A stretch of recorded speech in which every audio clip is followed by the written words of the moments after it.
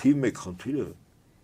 նույնիսկ եկեղեցին չի, ոնց ուզում եք ընկալեք։ Վեհապարը բանտում է վեհապար։ Համաձայն եք, չէ՞։ Հա, բայց ուսանք չենք հասնի դրան։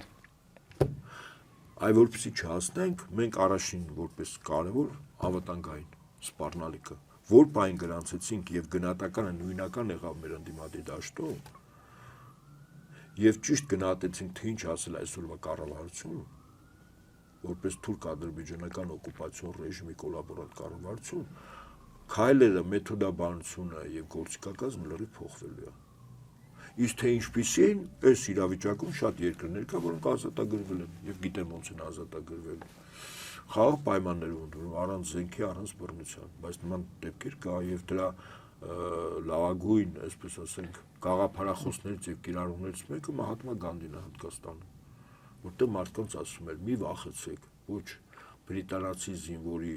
բռնությունից, ոչ մահակից, ոչ կրակոցից, որ անգամ մահվան պատճառ կարող անցնել։ Մի վախեցեք։